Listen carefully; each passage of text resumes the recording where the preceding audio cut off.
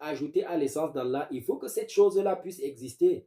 Il faut que cette chose-là ait existé depuis la nuit des temps. Dans le cas échéant, il faut en fait que ce sifatul imla, eh bien, soit une entité en soi, un peu comme, imaginez-vous dans un film d'extraterrestres où, par exemple, on va voir un insecte qui va, par exemple, j'ai envie de dire, piquer, par exemple, un être humain qui va en fait manifester quoi? J'ai envie de dire les caractéristiques de cet insecte-là. On peut prendre l'exemple de Spider-Man qui aurait été, j'ai envie de dire, mordu par une araignée et il a développé quoi? J'ai envie de dire des facultés de l'araignée. Donc ici, la connaissance, selon ces personnes-là, serait un attribut, un sifa, qui a toujours existé depuis la nuit des temps et qui, à un moment donné, eh bien, a été annexé ou alors a annexé en fait quoi, l'essence d'Allah subhanahu wa ta'ala. C'est à ce moment-là qu'il est devenu quoi, Al-Alim, qu'il est devenu en fait quoi, le connaisseur par excellence.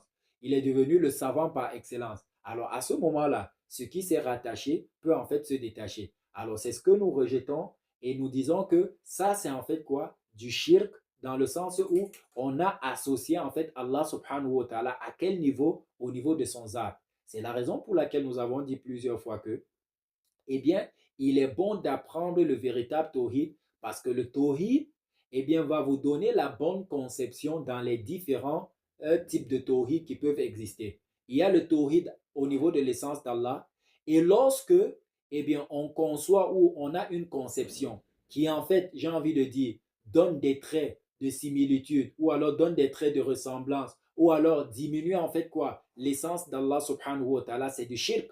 Mais le shirk ici sera en fait quoi? Sera en fait dans le cadre de quoi? De son essence. Pourquoi? Parce que généralement, quand on dit du shirk, eh bien, les gens s'attendent en fait à quoi? À ce qu'on mette à côté d'Allah subhanahu wa ta'ala un autre Dieu avec petit d que l'on adorerait. Alors, ceci n'est qu'une infime partie du tawhid. Parce qu'on a le tawhid fi quoi? Fi zat.